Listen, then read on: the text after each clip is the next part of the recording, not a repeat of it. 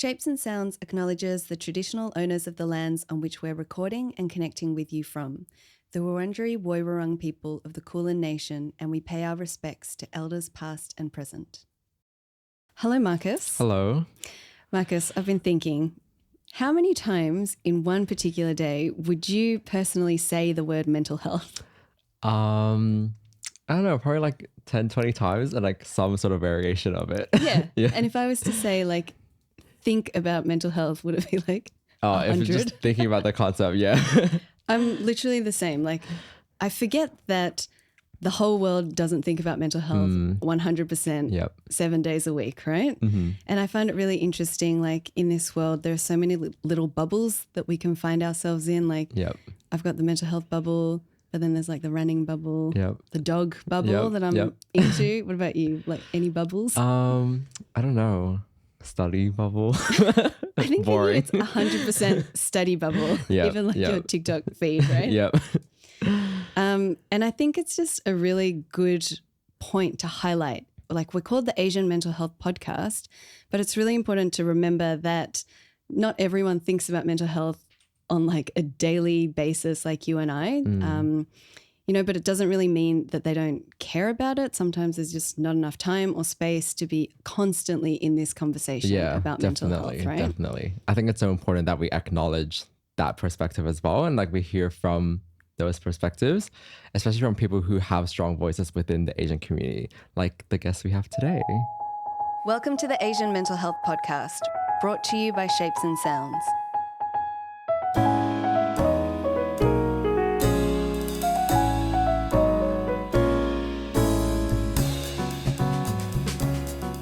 So Marcus, mental health is such a broad term and it gets thrown around all the time. I would say it can mean like so many different things for so many different people.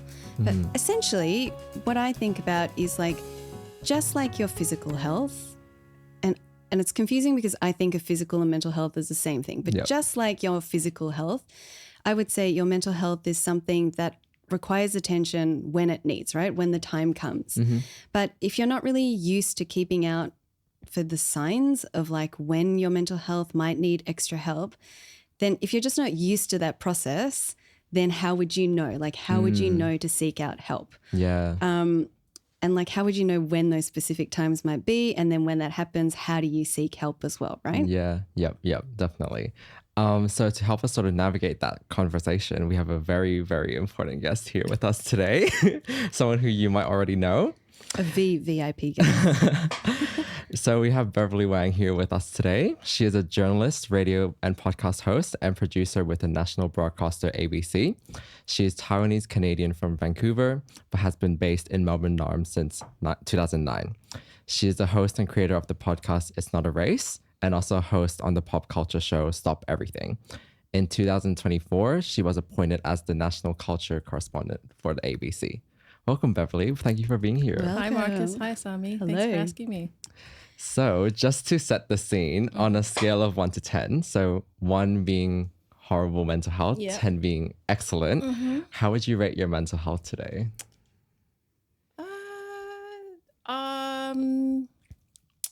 Somewhere between a 7 and an 8.5. Oh, That's great. yeah, that's good. I think that's the highest rating we've had this season.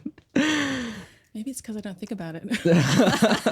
And I love that it's so specific, like between 7 and 8.5. Well, also, I'm just an overachiever, so I want to give myself a high mark. An H1. Yeah. Yes, definitely H1.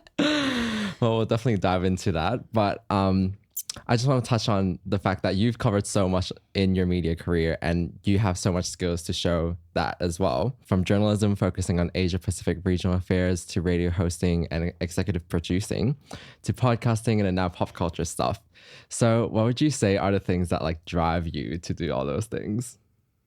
Such an interesting question. I think when we are working on a daily basis doing something, grinding away, I think sometimes you're so busy that you don't actually stop to think about why am I doing this? And if I think about why I do this, I think there's some kind of need to be heard, right?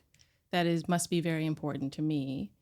But then I think there's also a need to help other people be heard. I think that's part of it. I think public service and education is part of it as well. And I think also because I enjoy it.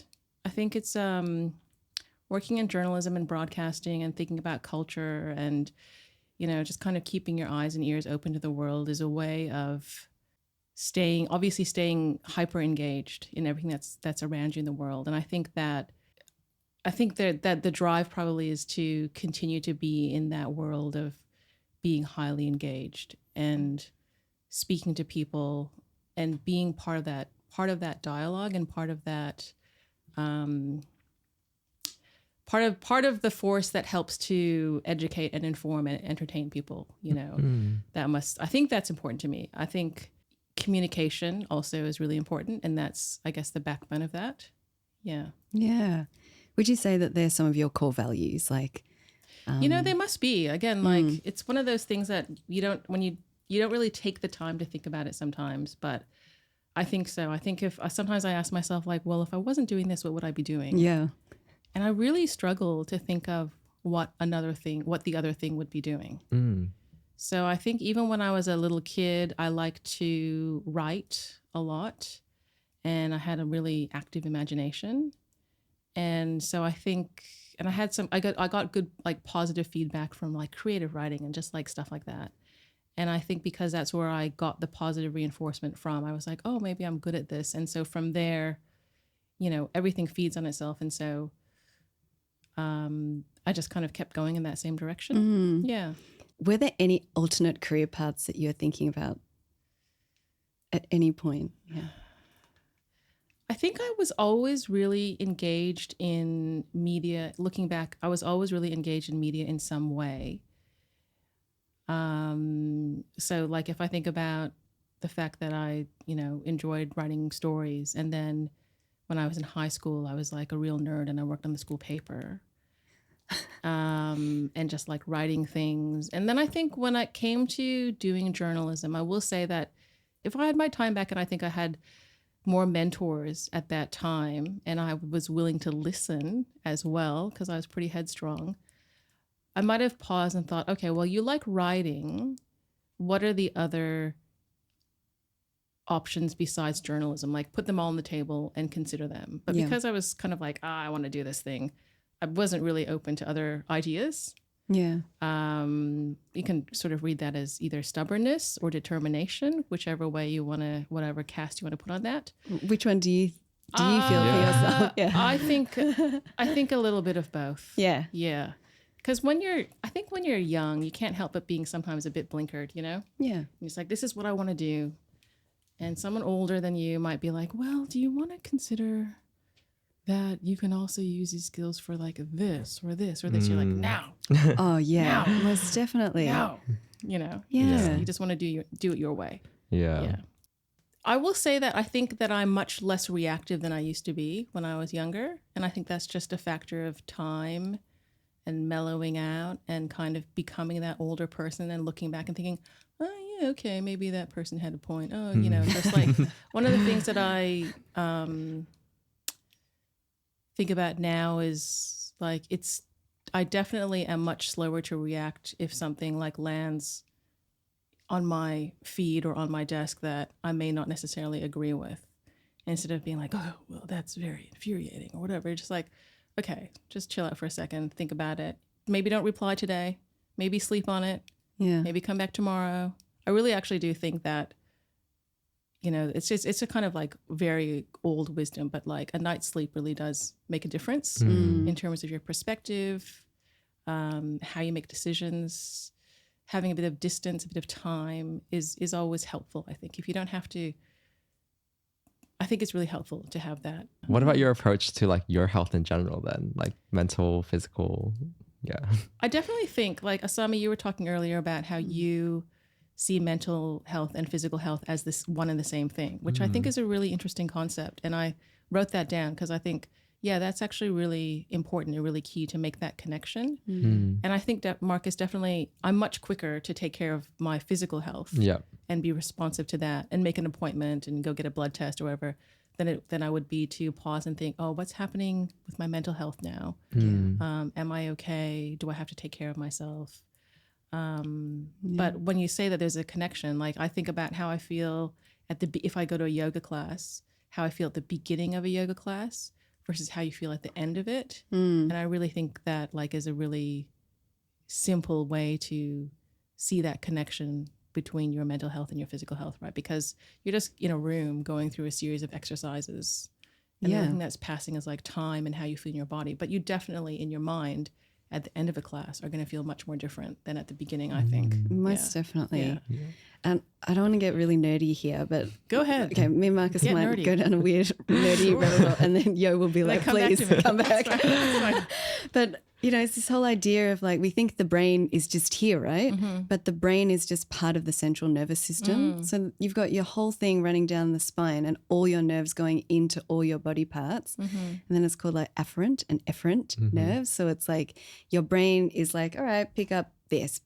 So it sends the messages out, but actually it's picking up cues from the environment too. And that feeds back into your brain. So it's like the yoga studio, the quiet, the calm, the slow physical movements, the slower breath, and all of that just feeds back up into your brain. And it's like, yeah, I'm calm. Yeah. Right? Yeah. It definitely makes a difference for sure. Yeah. And I wanted to ask, like, you kind of said I'm much faster to take action on my physical health versus my mental health. What do you think is that thing in the middle there? Like, yes. The question is like, why? But I don't want to sound so combative. No, that's not combative at all. That's a very... That's fair. Why? I think it's cultural, probably. Yes. In many ways. Yeah. Taking care of your body seems like a very, if I can say, quote unquote, normal thing to do. Sort of in the regular wheelhouse of taking care of yourself, right? Whereas taking care of your mental health might seem almost like a frivolous matter, not a core need, an extra, or maybe it's not even something that is.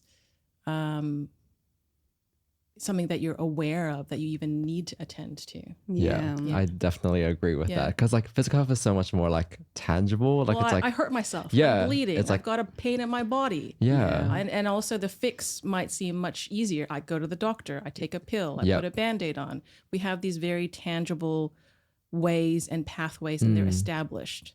And I don't think there's as much stigma around them as well. So it's easier. Definitely. Like back pain or, you know. Yeah. People talk about back pain. Oh, they can complain about their sore backs. They don't necessarily get together and talk about their depression. Yeah. You know? Yeah. Then on that note then, like what is your philosophy or like your overarching ethos now to considering your mental health? I think like to go back to your point, Marcus, and I say like now that I'm older in a different place in my life, I'm less reactive. I think I just have more awareness and openness to the fact that mental health is important. You know, one of the other shows that I host is Life Matters, and it's all about mind, body, living a better life.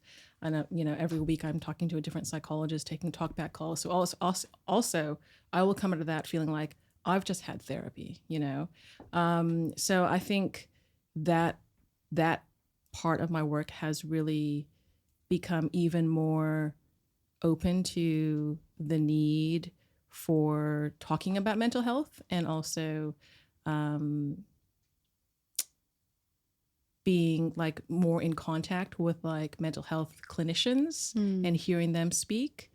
So that's one part of it. And I think it's just a growing awareness. I think generally in our culture, would you say that we are becoming more and more aware of mental health? You guys are doing huge work destigmatizing, talking about mental health, and I think that's all part of it. We're kind of in a culture, pop culture is much more, there's a lot more stories now where there will be characters or storylines that explore mental health. So I think just generally there is kind of a, you know, the water is rising on that in terms of everybody, not to be grim with and bring in like a climate change analogy, but in a positive way. Like awareness is rising about mental health. And I think it is getting destigmatized. So I think along with that, I have just kind of, you know, not naturally, but kind of also become more open and aware of taking care of mental health. And I think also, I think I'm just kind of in a era of my life where I can take care of those other needs, like as an extra, right? Like I can take care of my home, I can take care of these things, and I also have this extra capacity where I'm not maybe, sort of trying to make it every day. Yeah. When you're kind of in your 20s or your 30s or something, and you're just like trying to get there in your career or your education, or there's like really pressing material needs that need to be taken care of. Yes. Your mental health probably falls by the wayside and becomes less of a priority, even though in those times your mental health might be actually taking a massive beating. Right? Yeah.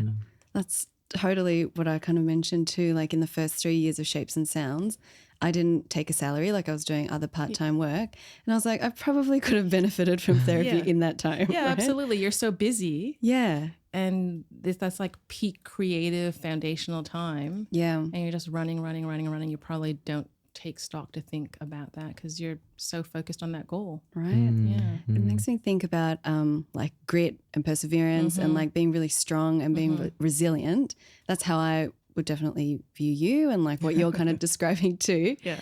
And then, do you think you can talk to that relationship a bit about like this feeling of like being really resilient and hustling, therefore I don't need to take care of my mental health or something like that? Well, okay. Well, if we're going to talk about this as an Asian mental health podcast, right, we can talk a lot about how many of us come from immigrant backgrounds, right? And not to make generalizations, but obviously there are expectations for anybody from like a minority immigrant background usually to like do better, for the next generation, right?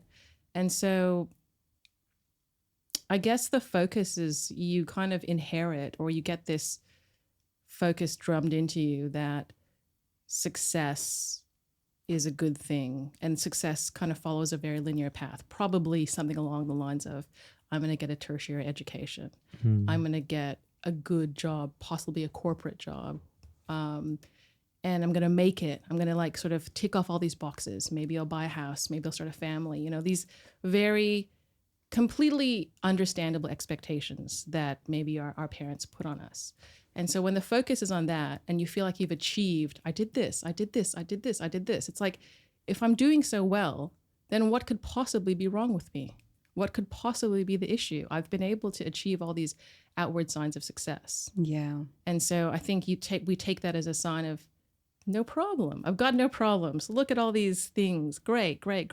But, and so I think when you are sort of traveling on this path and you can tick off all these boxes, unless you have some kind of sign where you pause or you stop, you may not even have the awareness or the consciousness of like, actually, beyond all of these kind of conventional signifiers of success, what about the other part of me? What about the spiritual part of me? What about my mental health? What about my values or all of these things? So I think it's just kind of widening that sphere. And I think, maybe growing up, I don't know if you can relate, but I come from a family that, my parents worked really, really hard to make sure those material needs were met. Education. What do you need to get ahead in life? You need to get a good education. I'm going to break my back to send you to some school that we shouldn't actually afford, right? But once you get to that school, have I equipped you to get along socially? Have I equipped you to like have the self-esteem to like be among these people who are like really actually you never should have met to begin with? Like it's a Venn diagram that shouldn't have happened, right? Yeah. And that's the mental health part of it. That's the resilience part of it. So I think, and I hate to make broad generalizations, but I think a lot of people could probably relate to that feeling of like having your material needs met in your family of origin. And that is the way that love is shown. Yeah. But perhaps not having, and there's lots of reasons why it might not come through, because my own parents were incredibly busy, right? Just not having the capacity, the bandwidth, or even the awareness to also attend to that whole other side of what it means to be quote unquote successful in life and live a happy life. Yeah. Yeah. If you have made it through that just say that school experience, and then you're like, I'm a fighter, I'm a champion, I'm resilient, I can do anything. And then you take that into the corporate sphere and it's like, you just keep fighting grinding, and fighting. You keep pushing. Yeah. And then I think maybe you get used to that feeling of every day is a battle. Yeah. But then what if you actually stopped and thought to yourself, oh, does every day actually have to be a battle? Yeah. Wouldn't that rearrange your thinking a little bit about Yeah. what's important? It's destabilizing, isn't it? Like, I think it would be really scary for someone to think that too. To take it apart. Yeah. Because all that is foundational, right? Yeah. Like there's a reason why you're driving towards that. And if you start to knock at that foundation and be like, oh, well, actually, maybe that's not very stable, that's quite threatening. Yeah. Most definitely, right? Especially if that's all you know. And then you have the resources, like you don't have the resources to unpack that too. Absolutely. Yeah. For sure. Yeah. Yeah. Okay. I think this kind of leads into questions about limits as well. Do you have any times in your life that you can share that you really did feel like you're kind of beyond your limits? Very broadly, like when your mental health wasn't that good. Yeah, definitely. I think like we are here in Melbourne, in Narm, where we had so many lockdowns. So I definitely think that during the, half a dozen lockdowns that we experienced between 2020 and 2022, it's all a blur now. That was a really hard time. And I think a lot of people could relate to that. It was like, it just felt like Groundhog Day, right? If you were working from home or whatever job you had, but you just kind of had everything compressed. So like, say you have a child at home that you're now having to remote teach. And then you also have to show up for your own job, but you also have to share that, working space, your home with other people around you. It can feel very much like everything is compressed. Like it was relentless. I know some people say that they like got hobbies and like learned to do new things during got lockdown. Fit and everything. Got fit. But if you like had children and a job and all these other things, you might not necessarily have had as much time to be able to learn how to knit or do a 10,000 piece puzzle or make sourdough or all of those kinds of things. So for me, it really felt like just a repetition of the same day over and over and over and over again. There were some nice times, nice mental health walks, but I think like as a working parent, it was just like, oh my God, how do I do this? And now the kid has to use a laptop for my work for his homeschooling. And it's just like it was so compressed. Yeah. And I think for the first time, I felt very, very anxious in a way that I had never really felt before. Like I think so I have understood the feeling of feeling stressed, but the feeling of just being anxious for no apparent reason all the time was a new one to me, where you feel like a tightness in your chest, like a discomfort, and you're just walking around being like, why do I feel so pressed? Why do I feel so compressed? Why do I feel like I am upset and I might start crying at any given moment? Because nothing is acutely wrong in a way, but everything is kind of all wrong, right? And someone had to tell me. They were like, you know what that feeling is? That feeling is anxiety. And I was like, oh, new feeling. Yeah. New like feeling click, alert. click, yes. click. Yeah. I actually hadn't put a name to it. Sounds weird, but I don't think I'd actually felt that way on any kind of regular basis ever before. And I think it just took time, and and I went and spent a lot of time on Animal Crossing, and that really helped me. It really did.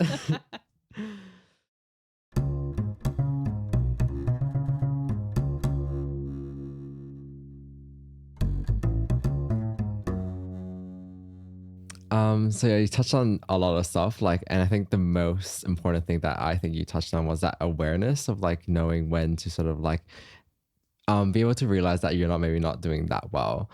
But was there anything specific you learned from that experience of being in COVID and managing that anxiety?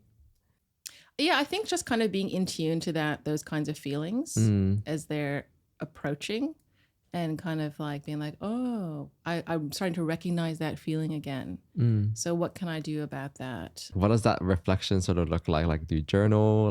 Do you just sit and think? Is it situational? I do not journal. Okay. I don't journal. I probably still am not super great at it, to be honest. I'm definitely much more prone to be the person. I am addicted to my phone, right? Maybe that's a mental illness.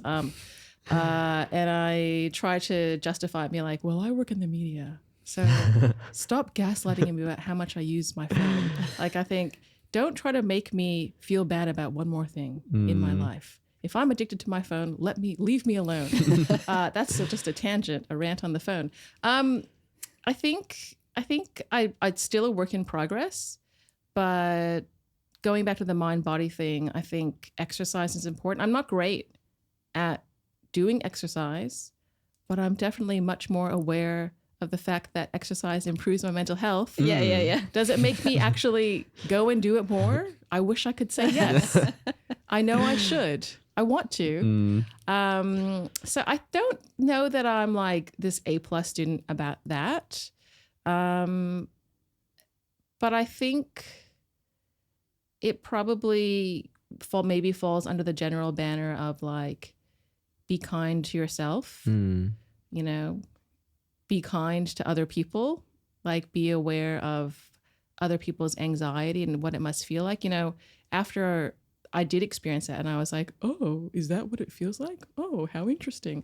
Obviously now if someone says that they have anxiety, I can tell myself, remember what it felt like for you. And so when someone says that doing something that seems easy to you is very, very hard for them, and you have a hard time understanding why, try to remember that feeling or that thought and just put yourself in that situation, which I know is just a very simple thing to say, but I think that kind of comes back to patience and having compassion. So I think it does help in that respect, but I'm still not like super good at it. Definitely.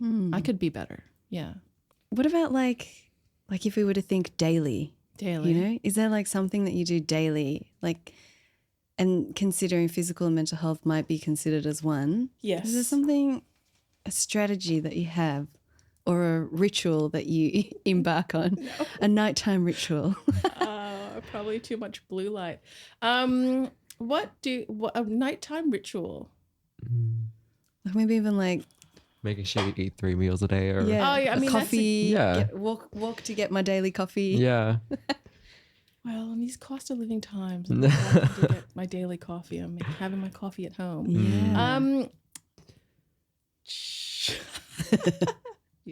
Yeah. Daily ritual. I mean, I think family is important. Relationships are important. And so I think that I'm very lucky because I have like a loving family around me. And I think that probably helps with mental health in many ways.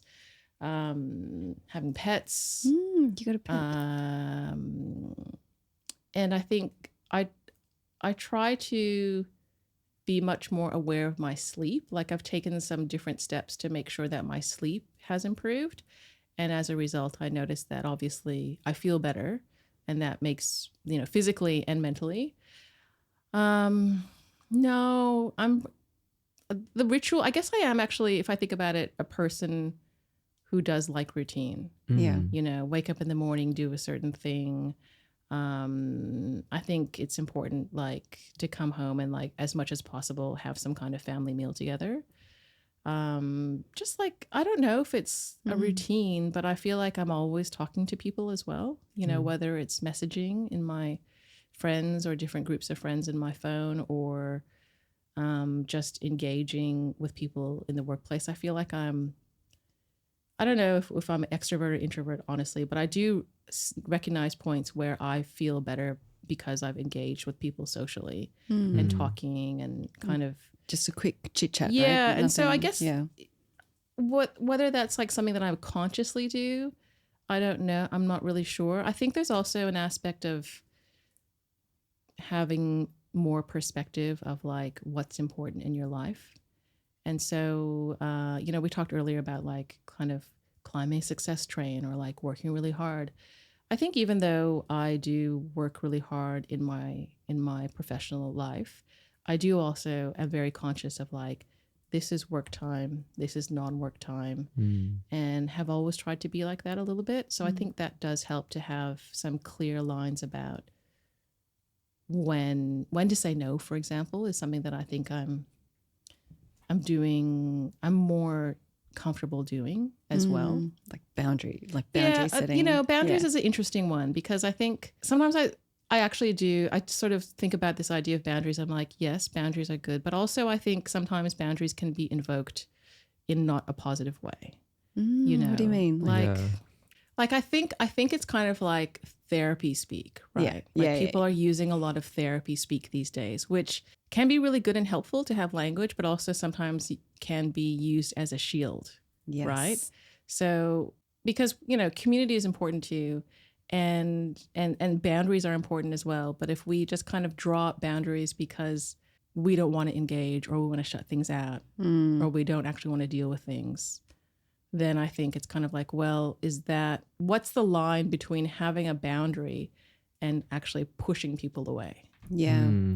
That's such a good point, hey? I think you hear it a lot on reality TV, that therapy speak coming through. Boundaries. But actually, if you're using that term, if you're just throwing that term up as a defensive mechanism to deflect and not actually talk about it or deal with it. Yeah. I mean, obviously boundaries, toxic people, bad relationships, of course, do what's healthy. But I do sometimes wonder, it's like what's happening? Yeah. We talk a lot about boundaries actually, and we did in season 1 too, but what can get really interesting too about boundaries is that, you know, just say like in the Western therapy speak, there's like set clear boundaries with your family. Tell them when they've overstepped your boundaries, right? Yes. But then we were like, boundaries in Asian families, like what does that even mean? Yeah, so you know, I think like, that's so a tricky different. one. That's a cultural thing. It's like boundaries can be misunderstood. Yeah. Really, really misunderstood really easily. And depending on your family setup can be easier or harder to invoke. Yeah. And then if you're trying to put up boundaries, what you think is healthy boundaries, but other people are like totally befuddled, right? And just would not understand why not being into those pockets would be normal, then that can be tricky. Yeah. Going back to like your relationship with work then, like did that sort of, because you touched on having sort of that very clear division between like work but at the same time I'm always looking at my phone and I'm always sending notes to myself about things that I can do. So I don't know, I kind of feel like I'm one of those people that does also sort of live their work, but not like that doesn't mean like I'm always like feverishly doing something, you know, or like it just means like, oh, this is, I'm just like sending notes to myself all the time. Oh, don't forget this story. Oh, this is interesting. Like maybe the person I DM the most is myself. Like an actual message to yourself? I just will like send like an instant message like to myself. Like that's how I keep notes. Yeah, I'll just like send a link to myself. I'm constantly sending messages to myself. Is that weird? No, it's not. I don't think so. Yeah. It's just like tapping in your notes app. Yeah, exactly. Yeah. It's like, rather than you can make a opening list up. or I just like, it's true. I could actually just make a list. I don't know why I haven't done that. Good point, Marcus. Very good. No, but maybe it's like there's no friction because you just open up the message rather than like. Yeah, it's just like, it's like a running list to myself. Yeah. It's just where I choose to store it. Wow, that's cool. I might use that. Really? Actually. Yeah, no. I really like this. Apparently there's this concept called create a second brain. And so it's like your brain, you can't hold so much info. That's exactly it. I can't hold it all. So I'm like, let me just like offload it to somewhere. this message. So and then later important. on, my future me will see it. And I'm like, oh yeah, that thing. Yeah. And then you don't get stressed that, I better not forget that thing. Yeah. Like, I'll try and remember No, what you Marcus can't Yeah, it's told like me. freeing remember. up You brain can't space. remember. Yeah. No, exactly. Yeah. So it's your second brain. Yes, definitely. Yeah, let's call it that. Yes. Okay.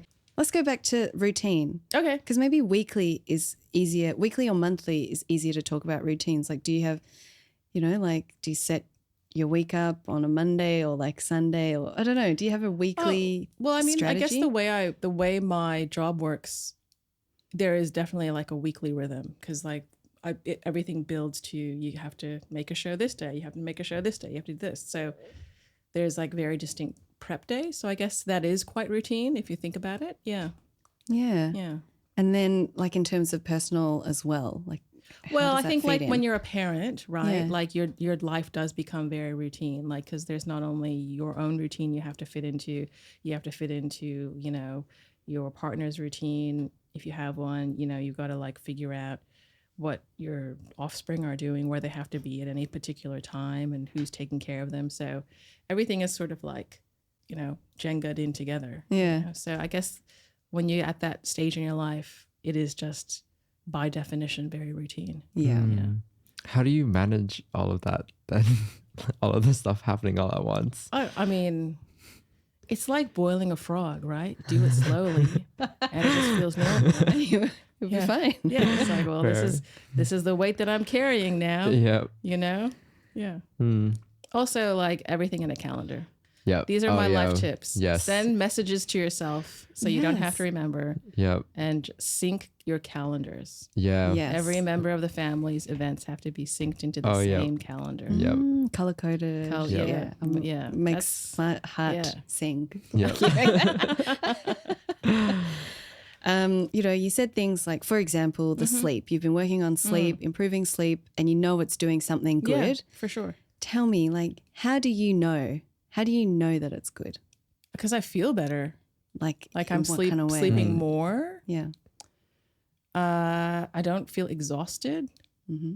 I know that I haven't been awake all night, tormenting my brain. My brain likes to torment me at night Yeah. and come and remind me things. I think that's part of the reason why I send stuff to myself. So then hopefully it won't keep me up at night. Yep.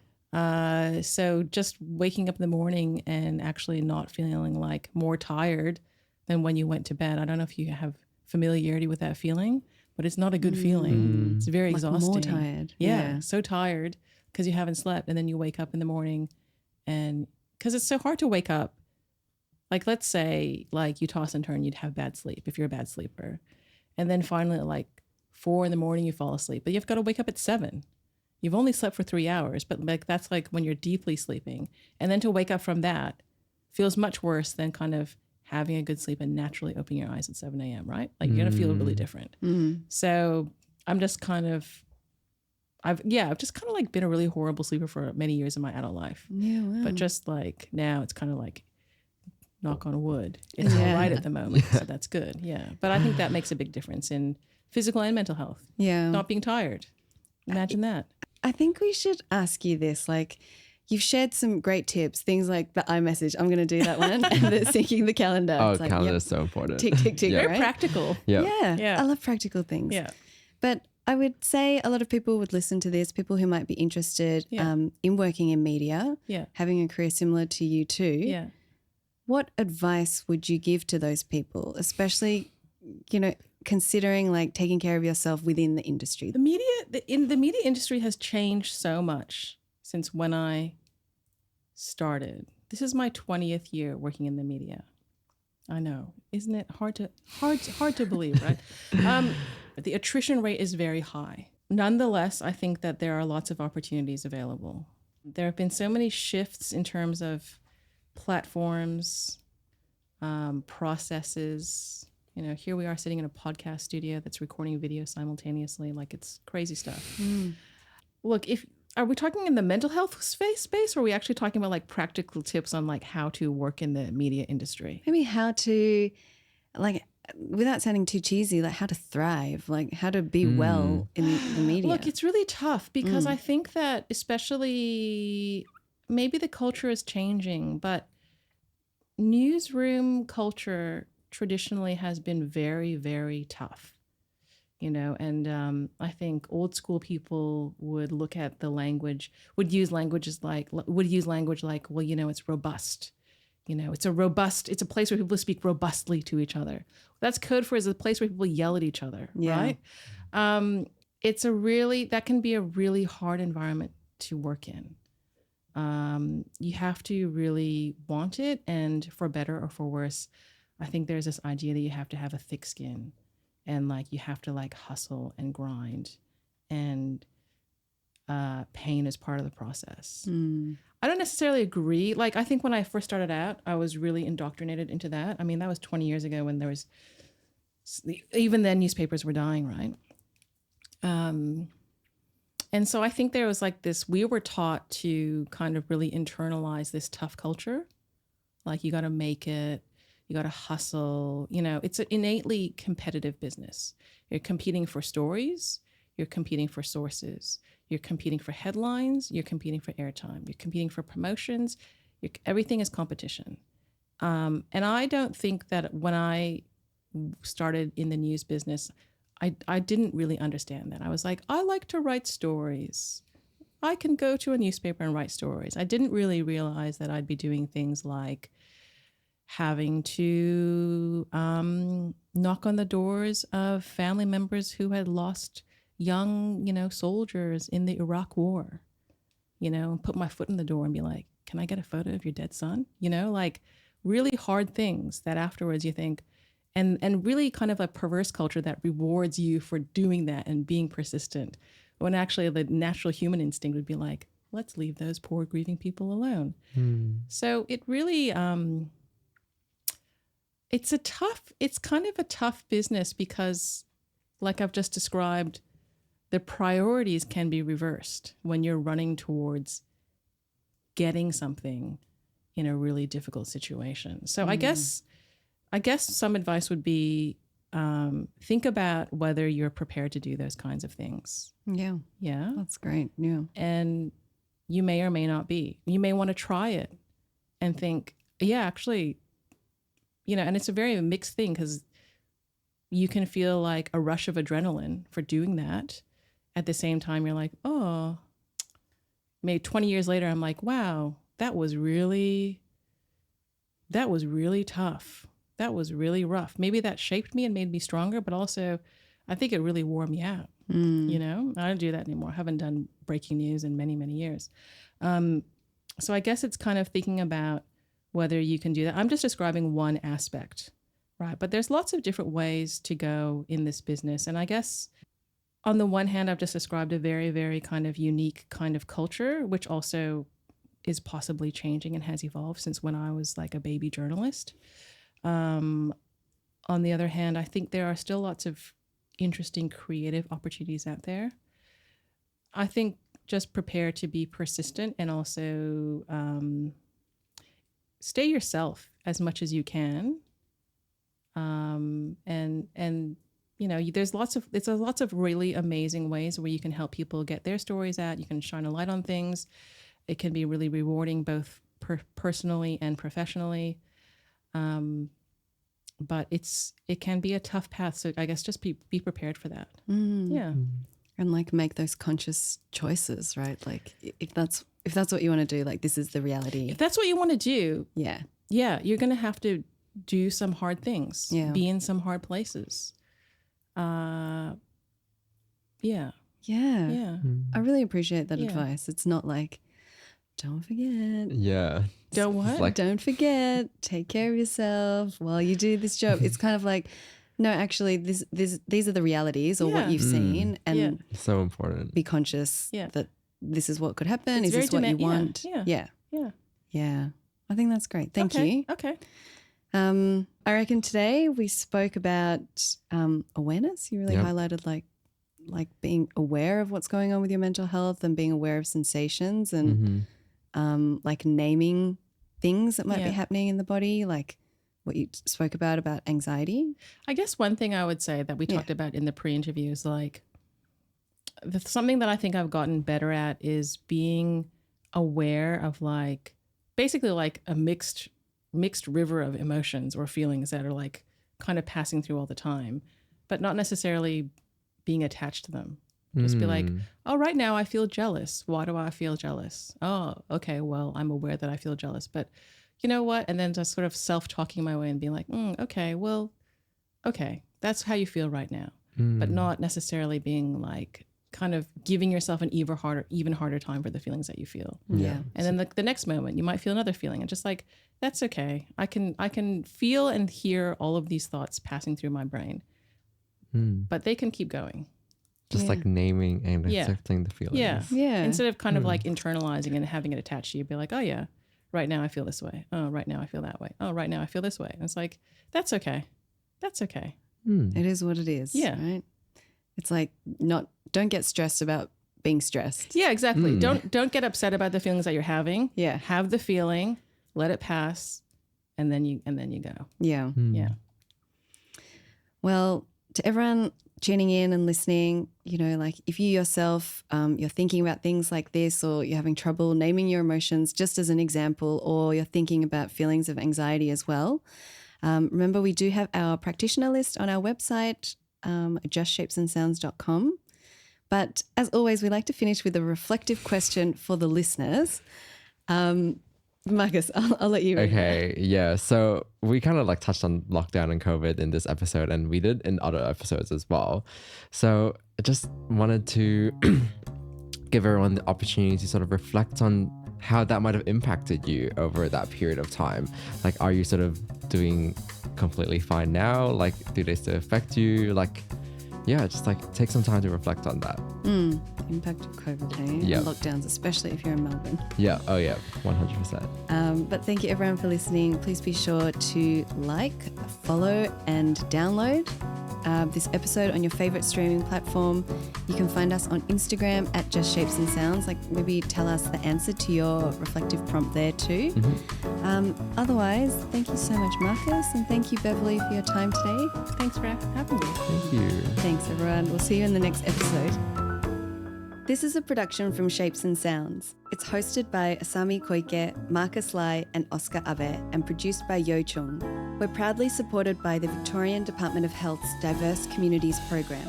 All thoughts and ideas you hear are independently ours and our guests.